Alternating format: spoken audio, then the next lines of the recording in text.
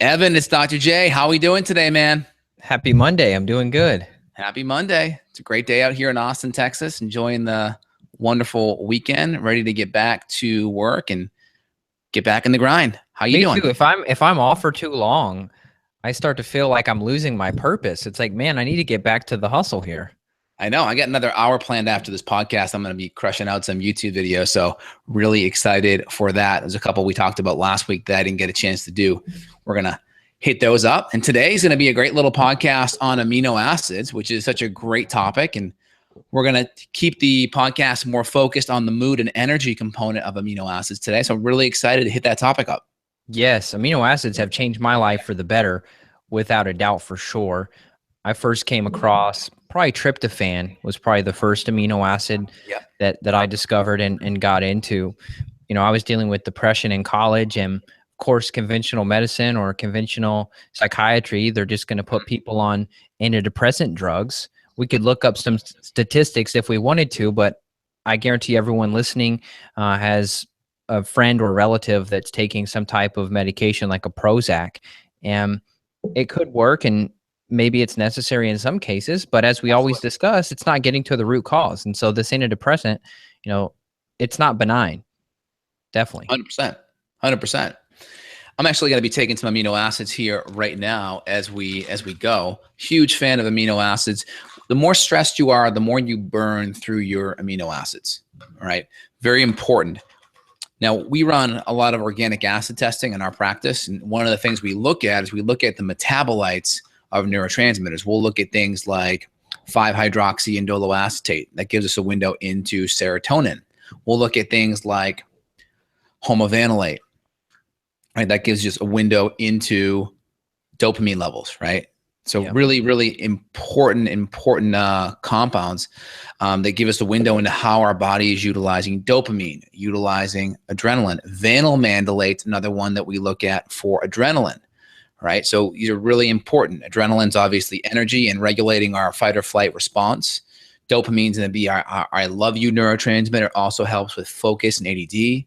Serotonin is going to be really important. It's going to help with mood. It's going to also help with sleep because serotonin is an important precursor to melatonin, which is a sleep hormone.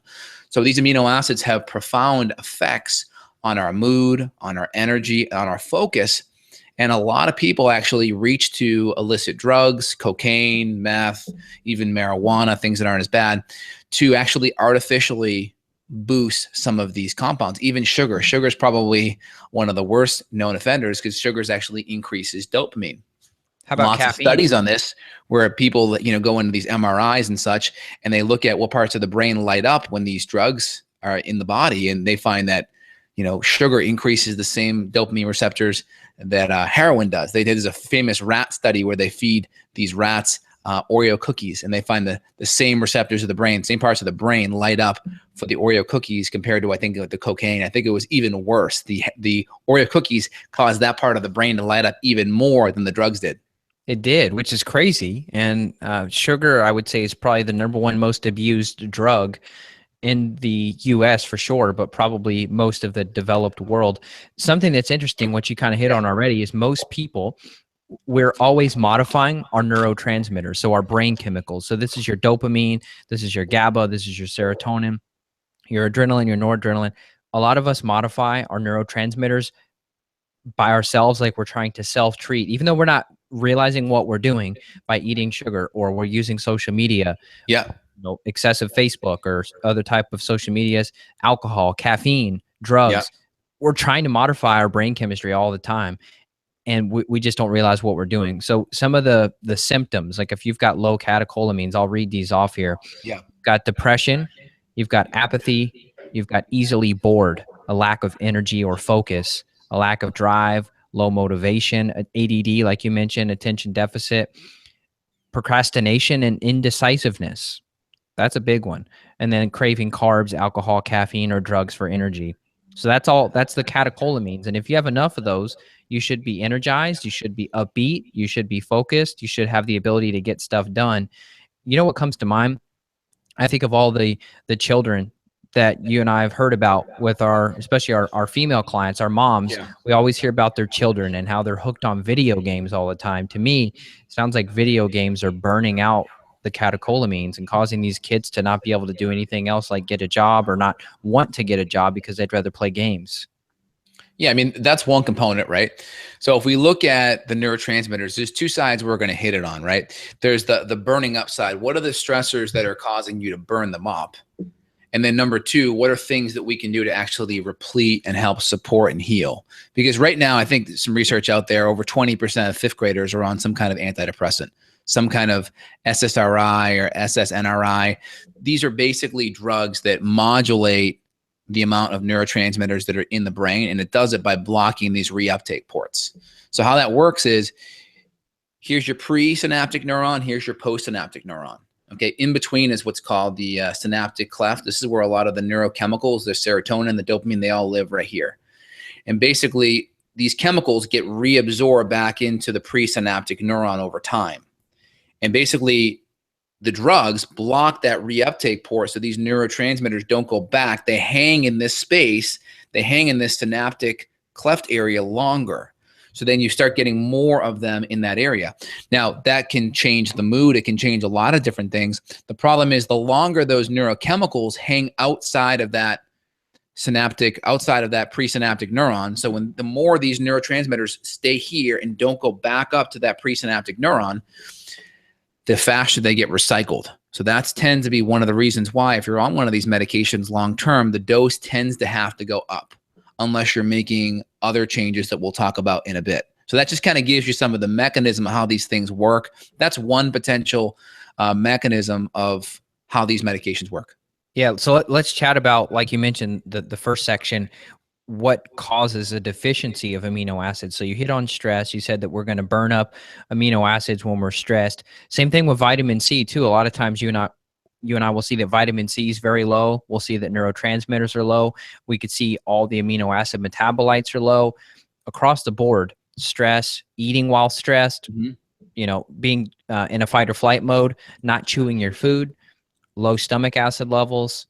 We could hit on the infection piece. If someone's eating a good diet, let's say they're listening and they're eating a primal paleo whole foods diet, but if they've got parasites or bacterial bugs or yeast, which is something you and I deal with all the time, you're getting your nutrients stolen. And so it's not really people say, oh, you are what you eat, but really it's you are what you digest. And if you've got bugs stealing your nutrients, then you're going to be at a deficient state. 100%. So we kind of go back, right? What are the underlying stressors that drive a lot of these things? When we say stress, people tend to associate stress as emotional stress, which is fine. So emotional stress is going to be family issues, finance issues. It could be relationship issues, problems with your kids, death of a loved one. Though any of those things can be, a big, I should say, a hole in that emotional pipe here, where a lot of those nutrients and a lot of those neurochemicals will flow down the more stressed you are. It's going to increase the burning rate. Just like driving your car faster and harder on the highway is going to go through more gas. You'll also go through more neurotransmitters with those stressors. So keep that in the back of your mind. So some people don't have the ability to change that. They may be in the middle of a stressful situation where it has to kind of play out, right? So we have to at least work on the backside of it. What's the backside? Well, you can at least make sure your diet's really good, right? What does that mean? A paleo template's always a great place to start. Healthy servings of animal protein in every meal, lots of vegetables, more green vegetables than starch and fruit. And if you're going to do starch, try to keep it to, dialed into the amount that you can handle based on exercise, and keep the fruit on the lower sugar side. And it's all based upon your level of activity and kind of your body fat and your exercise levels, right? More active you are, you could probably handle more carbs. The more muscle you have, the more carbs. The less muscle and the less active you have, probably the less carbs. So you can kind of keep that dialed in. So stress side, we may not be able to change it. So we have to really make sure that the food side is dialed in. That's number one. Number two, we have to make sure the sleep side's dialed in. Between 2 a.m. and 6 a.m. is where a lot of the neurotransmitters get restored and recycled. So getting to bed, ideally closer to 10 to 11, will allow adequate restoration of those neurotransmitters when it comes to sleep. And then number three is not excessively exercising. People will use excessive exercise like CrossFit to really up the dopamine or serotonin or adrenaline artificially by creating a stress response. And nothing wrong with that. The problem is if we're catabolic and we're breaking down, we may not be able to recover the next day from that stress response. So that will create more fatigue and more adrenal and more hormonal issues down the road. Good. So yeah, we would say 24, 48 hours before you hit the gym again. So if you do a hard workout, you might not need to go 5-6 days a week. You know, we've seen people that they have too much of a good thing. Now, a lot of people, they're at the bottom end of the spectrum. They're not getting enough exercise. They're not getting enough movement, stimulation, light exposure, walking. They're not doing any of it. But then you've got these other crazy athletes on the opposite end where they're doing 5-6 days a week and they're starting to lose muscle mass. So yes, you definitely can't have too much of a good thing with exercise. Give yourself 24, 48 hours. Do you need protein powders? Do you need amino acids? They could help. I don't know if I would consider them foundational. Like that means you could still get results without them. But if you're somebody who you're at an underweight situation, you're concerned you're getting too thin, you know, that's definitely where Jester and I are going to look at giving you like a hydrolyzed collagen or a beef protein or a grass-fed whey or organic pea protein, and you can supplement with those. But you've still got to focus on the food too. You know, we've talked with people who they'll do a protein shake instead of a meal, which is fine in a pinch. But if you're skipping meals, like your after workout meal is just a protein shake as opposed to you sitting down and having an actual post-workout meal, you know, we'd much prefer real food over powders when possible. Absolutely. And I think combining the amino acid supplements with the real food's the best way to go. What you get with the amino acids is you get amino acids in your bloodstream very, very fast, very easily. The thermic effect of food is basically how much energy your body depletes itself of by metabolizing the protein and digesting it. So about 30 to 40% of the energy you get from the protein goes into actually breaking it down and metabolizing it. That's important. So, you know, close to over a third to half of all that energy goes into just breaking itself down. So that's not the best. If you're trying to get those nutrients in fast and easy and not put a lot of stress on your system, a good amino acid supplement, it does help with that. So it gets the amino acids in there fast. It's in the bloodstream so the body can utilize it for energy and nutrition right away. But number two, it doesn't put a lot of stress on your digestive system. So you don't have to think, you know, 2 or 3 hours ahead of time, what should I eat? You can kind of just, let's say, wake up and you can have a nice little shake and get the amino acids in there. And then you can also use it to replete itself post-workout. Good studies. I know on whey protein, there's studies 20 to 30 minutes post-workout, you know, doing 20 to 30 grams of protein can increase growth hormone post-workout. And that's with whey protein. And I imagine that's going to be similar with other amino acid profiles. You could probably find something similar with collagen and probably even similar with pea protein as well. Yep. Look, can you chat about vegetarians and vegans for a bit? Because we've seen that some vegans that come to us, they could have more issues with mood issues, anxiety, depression, irritability, rage, IBS issues. See that a lot more in vegans versus people that are eating animal proteins. Well, again, a lot of vegans and vegetarians, you can do it right, but it takes planning. All right. So number one, like where do you get your proteins when you're a vegan vegetarian? Now, again, there'll be some proteins in plants, but not a lot. I mean, if you look at the amount of protein in plants, there's not a lot. And plus there aren't a lot of calories in plants. So there's good micronutrients, right? No one's saying like a bunch of kale doesn't have, you know, a whole bunch of micronutrients in it, right? Vitamins, minerals, those kind of things, potassium, those things. But if you look at the macronutrients, right? Obviously, they're going to be non-starchy carbohydrates, but there's not a lot of calories. I mean, if you look at, we can just go to chronometer.com. We can plug in calories in a cup of kale. I'll do it right now. I'm going to guess it's like 20 to 40 calories. You're probably going to find maybe 20 grams of 20 calories in there maybe, and then maybe 1 gram of protein. Yeah, so 1 cup of kale is 33 calories. All right. Now there's 2.9 is what you're saying. Yeah, and there's 2.9 grams of protein. So, you know, what's a good serving of kale per meal? Let's say someone really goes out and does 2 cups. That's a lot of kale per meal. Would you agree? Yes. Yeah, you just got 5 grams of protein. That's inadequate, and you got 60 calories. Like, just not enough, right? So again, vegetarians have to get their protein by combining either, rice and legumes, because a lot of vegetarian proteins are insufficient in methionine and lysine. So they have to work on this food combining thing, or they supplement amino acids. The ones that you see that are like, hey, look at this guy. He's a vegan, vegetarian bodybuilder. He's this. Yeah, of course. He's using a whole bunch of rice protein and pea protein. Like, that's the only way you can really do it and get the right amount of protein requirements without all the carbs.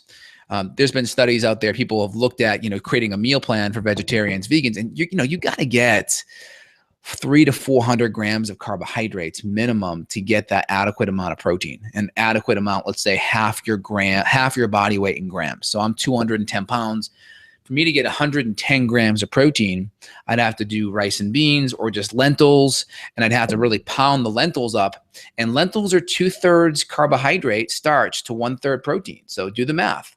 I'm at 100 grams of protein, and then I'm already at 300 plus grams of carbohydrate. So, and then you also have the digestive component where you may be using a whole bunch of Amino or enzymes because you may not have the ability to break down a lot of those beans because of the phytates and the lectins, some of the gut irritating compounds. Right. So then you run into that issue. Now you're running around, you're gassy because you're trying to eat enough beans and other types of veggies to get the protein. But it'd be much easier if you just look at some good quality. And you don't have to go crazy. Like you said, even just a palm-sized portion of animal protein's plenty. We're not saying overeat protein because you've got the mTOR pathway, which is definitely going to shorten lifespan. You don't really want to overactivate mTOR, but it's a switch. You want to throttle it up and throttle it down. And so there's going to be days where on workout days, you are going to do some good animal proteins. Maybe you go a bit lighter on the protein on days where you're not working out. Exactly. So the benefit you get from animal protein, and again, we'll put a little kind of qualifying thing in here. Of course, when we talk about animal proteins, we're talking about grass-fed, pasture-fed, hormone-free, antibiotic-free, organic, right? Animals fed, appropriate feed. We're kind of encompassing all that in there. A lot of vegetarians and vegans don't ever put that statement regarding on their vegetables. Like when they talk about like a carrot, for instance, right? An organic carrot isn't the same thing as a carrot that may be genetically modified and sprayed pounds and pounds of herbicides, rodenicides, fungicides, genetically modified pesticides on there, right? So again, a carrot on this side that I just depicted full of all those toxins isn't the same as a organic carrot, for instance. Same thing with the meat. So we can qualify the plants. A lot of vegans and vegetarians don't do that, right? You see What the Health, that movie on Netflix. We'll have to do a review of that soon, right? It's kind of like, here are your plants, and we don't really have to qualify the plants as much, but we'll throw all the meat over here as being in this really, really bad thing full of chemicals, where there are ways you can get healthy sources of meat, which we support here on the show. So again, the benefits of the meat. Why is it so great? You don't have to get a whole bunch of carbohydrate. That's nice because a lot of people are insulin resistant. Their metabolism may not be able to handle that kind of carbohydrate. Some may not. The vegans and vegetarians that you hear that do so well, the reason why they do so well is they have good carbohydrate handling mechanisms. They can get that 300 to 400 grams and they can do okay. That's the problem. But the issue is you have a lot of people that are insulin resistant. I'd go as far to say as 3/4 of the population are. And that's why you have so many people that don't do well with that kind of diet. Yep. Well said. So we hit the diet piece. That's important. We had to spend time there because it's so underappreciated, the role of amino acids just from your good quality proteins. Let's talk about supplements a bit. So you said you were going to take some. What are you taking amino acid wise? Yeah, so you have amino acids for performance, right? From maybe cognitive performance. These are going to be things like serotonin precursors and dopamine and adrenaline precursors. So our serotonin precursors are going to be 5-HTP. All right. You can also go upstream one and do tryptophan. Tryptophan has to go through this kind of governor enzyme here that has an effect on how that gets converted downstream. I think it's 5-hydroxylase is the enzyme, and that enzyme has a governor to it. So it's kind of like someone puts a governor on your car where you can only go 65 on the highway. You can't go any higher, no matter how deep that gas pedal is. Same thing. So we like to do 5-HTP because we can bypass that governor. And we always want to give it with B6 because B6 and B vitamins are, one, they get depleted with stress. And number two, they get depleted with excess carbohydrate. So by getting extra good B vitamins in there, that's essential. So B6, right? Pyridoxal 5-phosphate, B9, which is going to be folate. Not folic acid, but folate or calcium folinate. We have B12, of course, ideally, you know, methyl, hydroxyl, or adenylyl cobalamin. Of course, we have B1, which is going to be your thiamine, B2, which is your riboflavin, B3, which is your niacin. I think B7 is, I think it's biotin, right? So you have all these really good B vitamins that will get depleted with stress. The big ones for neurotransmitters, though, are going to be B6, folate, which is technically B9, and then we have B12, which is your methylated B12. So those are really, really important for the neurotransmitters. We want to make sure that those are dialed in with it. Now, what I just took was my Brain Replete. So it has a combo of 5-HTP and L-tyrosine or dopamine precursors with the extra B vitamin. So I do that. And that's specific for me because my organic acid test tends to show the 5-hydroxyindoloacetate, the vanilmandulate, and the homovanillate a little bit off kilter. And that's just probably because of stress. So I just really support that to make sure I have those building blocks. And of course, you know, my diet's rock solid. But for me, I notice a cognitive benefit, a performance benefit. So I continue to take those as long as my tests continue to show I need it. I continue to take those for me. Yep, good. And we see that a lot. I mean, whether it's athletes or from a physical perspective burning through aminos, or whether it's engineers or people like you that are just, your brain is just go, go, go, go all day. You're burning through those. So that's good. Let me just give a brief list here of some low serotonin symptoms. I hit on the low dopamine symptoms a bit, but serotonin would be anxiety, panic attacks or phobias, worry or being fearful, obsessive thoughts or behaviors, perfectionism, irritability, anxiety that could be worse in the winter. You've got winter blues, sometimes PMS with women, depression, and then at the extreme would be like suicidal thoughts with serotonin. So some people, they may not have all of these. They may just have a couple, like sometimes digestive issues. So IBS, you know, there's a couple different irritable bowel syndrome formulas that Justin and I use, and the 5-HTP actually helps to regulate the intestinal motility. So if you've got diarrhea, you know, the 5-HTP itself could help replenish serotonin, therefore fixing your gut. So digestive issues, you got to look at amino acids too sometimes. Sometimes just the diet doesn't fix it. Sleep issues as well, and then cravings. So any type of alcohol, sugar cravings, that could all be, those are all symptoms I've read off here of serotonin. And and there's a big overlap too. Like if you look at serotonin, right, you're going to see anxiety and potentially panic attacks there, but you'll also see that with GABA as well. That's true. Right? Well, when you say GABA and serotonin, you would say most of the time GABA and serotonin are going to be messed up together. So you're probably going to supplement those together.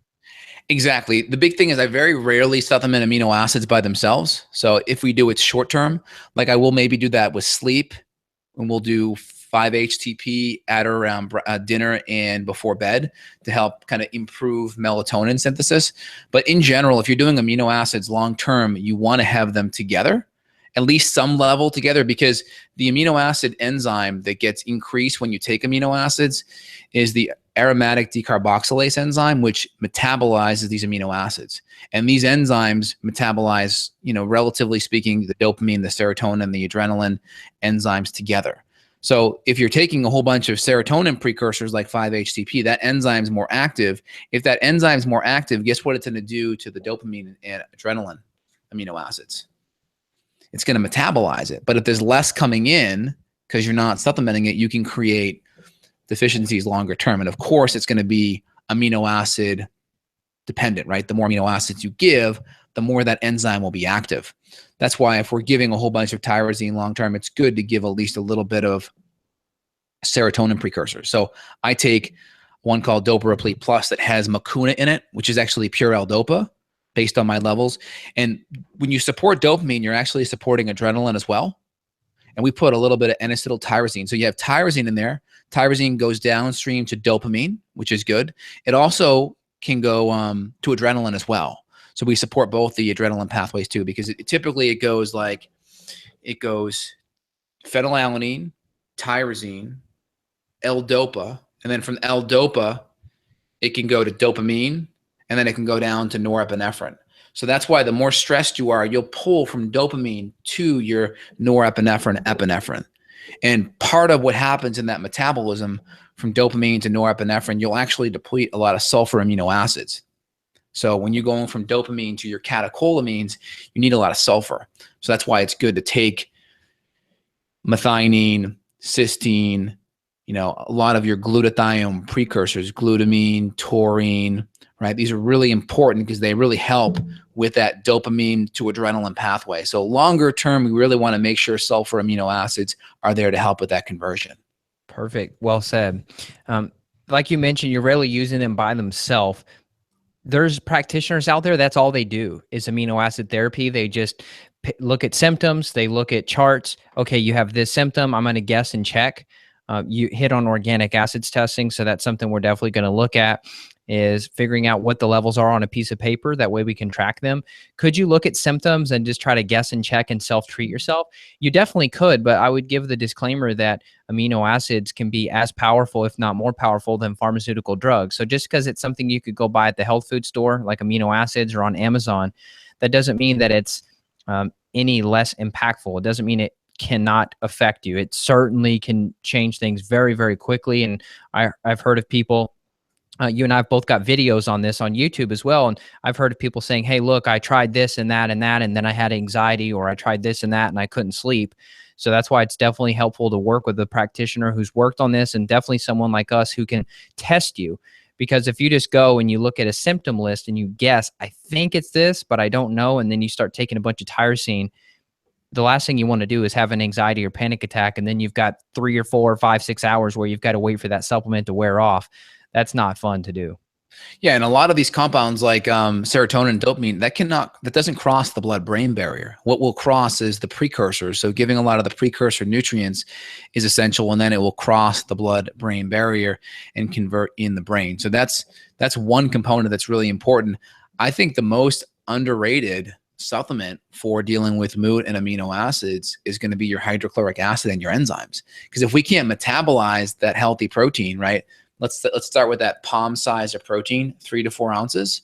That's going to be about 25 to 30 grams of protein. That's if you can't break that down, right? Protein is the pearl necklaces, the pearl necklace. The amino acids are the individual pearls. So think of ripping that necklace apart. That's the digestive process that happens. So if we can't make that process happen, we're not going to be able to process those individual pearls in that necklace. So I'd say the digestive component is really important in that. And I think a lot of people that have mood issues too, I know our friend there, A Mind of Her Own, she wrote the book A Mind of Your Own, Dr. Kelly. She talks about the inflammation component when it comes to mood. So she kind of doesn't put as much on the amino acids, she does, but she puts it more on the gut and the inflammation with the brain component. So that's part of why the diet is so important, because that's probably one of the biggest vectors to inflammation outside of having infections in your gut tract along with leaky gut. Yep, well said. So we can spot treat amino acids for sure, but I like how you always go back to the gut. So definitely Hippocrates and you are aligned. All disease starts in the gut. So when we're talking about brain issues, life and death starts in the colon. Yeah, that too. So got to go to the gut, make sure you're free and clear of infection. So once again, we hit on this every single week probably, but you got to circle back. Make sure you're free of infections, no yeast, no parasites, no fungus, no bacterial overgrowth in the small intestine.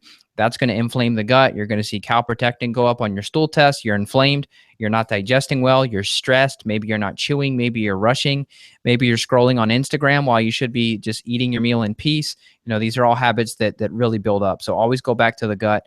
And yeah, you can spot treat with these, but we always like to go back to root cause. So if you go to a practitioner that just does amino acids and that's all they do is mix and match, I think your results are going to be limited. Yeah, absolutely. And there's a lot of side effects with these antidepressants too. It was Dr. Kelly Brogan. She was on the Joe Rogan show last month too. She did a really nice thing about, talking about antidepressants. And again, it's kind of people use them quite frequently as a coping mechanism, and they really don't want to get to the root cause. I mean, they just think, oh, there's a chemical imbalance in my brain. That's why I need this. But why? Why is there a chemical imbalance? Is it because your diet's crap? Is it because you sleep 5 hours a night? Is it because you can't digest protein? Is it because you're on a low-fat diet? Why? Because the antidepressant's not getting to the root cause.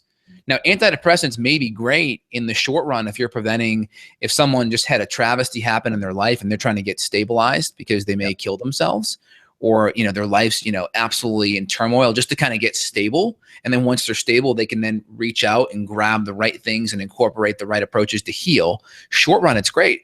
The problem is lots of research has shown that these things are not great in the long run.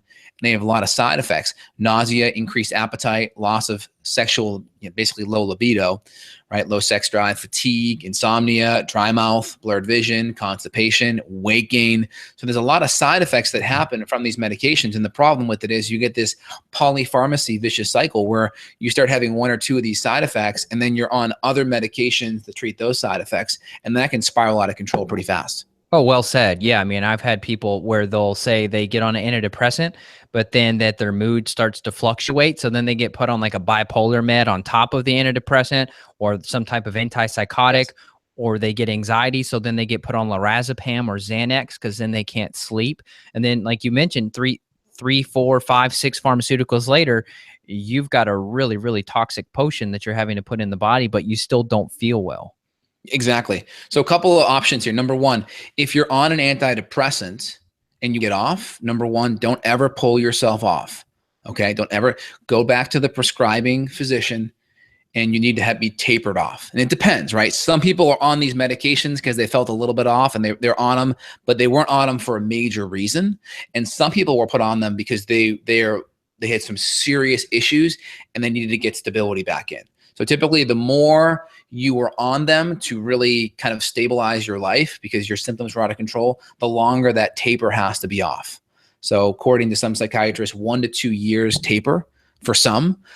I've seen some that they said, I'm going to just come off right away. And I'm like, don't do that. Go back to the prescribing doctor. But some said, nope. And they were fine, right? Because they made a lot of changes. So we always advocate the more conservative approach. Go back to that prescribing physician because they know your situation better, and tell them that where you're at and that you're making a lot of these diet and lifestyle changes and that you want to start to slowly taper off those medications. That's number one. Number two, if you're still having issues and side effects and you want to use some of these amino acids with us, typically what we'll do is we'll work on the amino acids first, because the amino acids will actually make the medication work better, right? Because if the amino acids are part of the building blocks that are getting reorganized from the reuptake portals being inhibited, then you're going to have basically the meds will work better, right? Because remember, here's your presynaptic neuron, here's your postsynaptic neuron, all the neurotransmitters are here, but the number of them are going down because of the reuptake, because of the recycling of those amino acids is greater, right? The longer these amino acids live outside of the presynaptic neuron, the more they get more of them there, the number of them goes up. So the more they can affect neurotransmission across the synaptic cleft there. So the more the meds will work better, work like they should have worked when the neurotransmitter levels were higher. So you may start to have side effects of the antidepressant as those neurotransmitter levels go up. So be very mindful of that. If you start having side effects of the medication, there's two choices. You can decrease the neurotransmitter levels by decreasing the amino acids, or you can decrease the medication. Yep. Right.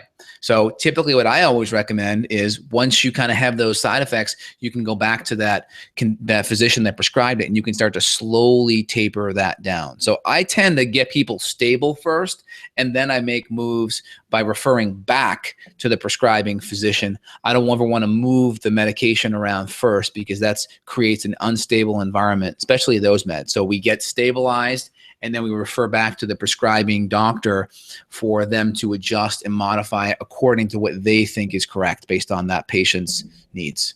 Well said, especially if they've been on it 10, 20 years. I mean, who knows? Exactly. So it creates lots of other symptoms. So you got to be careful of that. So regarding a couple other components, diet plays a big component. So adequate protein, I'd say at least a palm's worth of protein per meal. And again, I'm 6'2", 210 pounds. And my palm's bigger than, someone that's 5 feet, 100 pounds. So that tends to be a pretty good rule of thumb. And to be more exact, I would say half your body weight in grams. So 200 pounds, 100 grams of protein. If you're 120 pounds, 60 grams of protein is a pretty good rule of thumb regarding how much to do. If you exercise more and you're more active, then I'll go to a full hand versus a palm. And if you're like a vegan vegetarian and you're trying to maybe add in some protein, I would just start with a quarter to half a palm to start. And I'd make sure there's adequate enzymes in HCl, because more than likely, unless you're going to to be a vegan vegetarian because of environmental reasons, then typically you're there because you feel better off meat. And if you feel better off meat, it's because your digestion's in the tank and you're not able to digest it and break it down. So you're getting a lot of putrefaction and rancidification of proteins.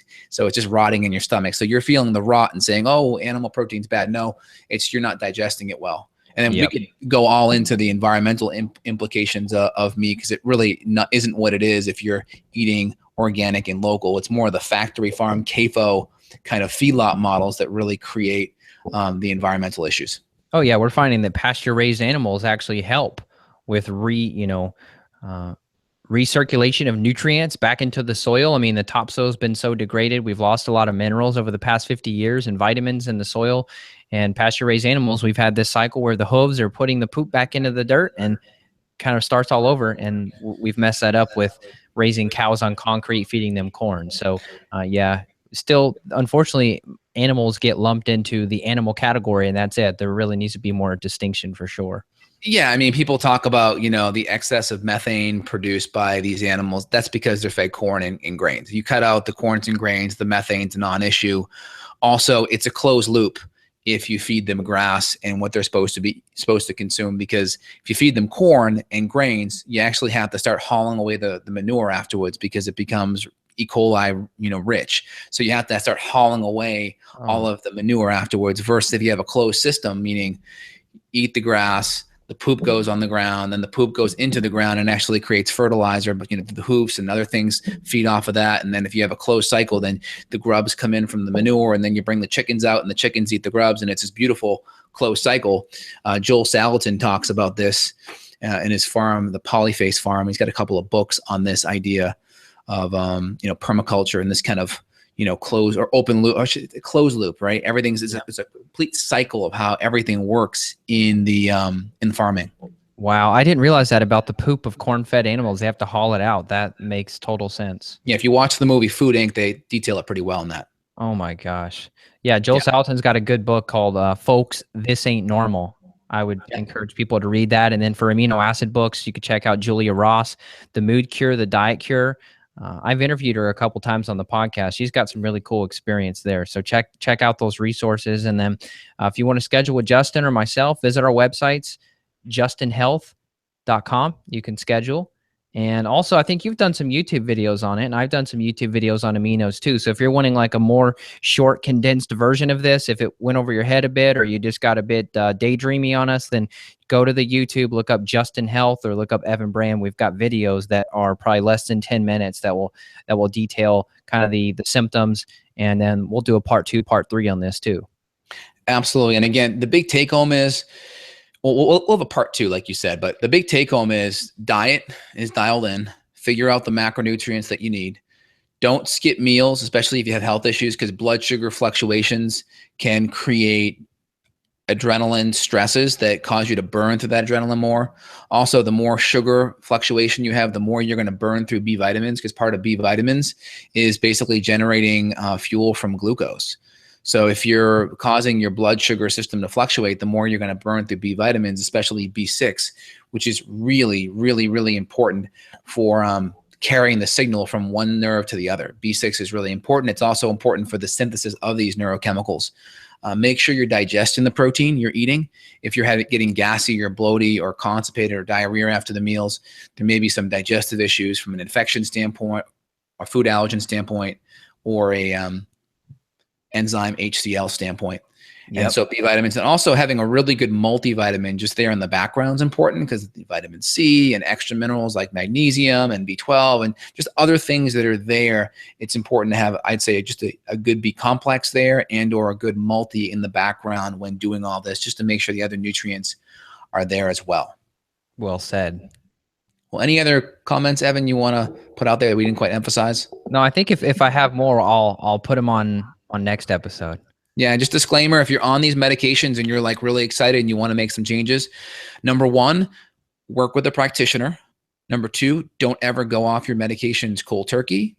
Number 3, get stabilized before you make changes, and go back to the prescribing physician. Tell them what you're doing, what your goals are, and that ask them to create a taper plan specific to where they're at.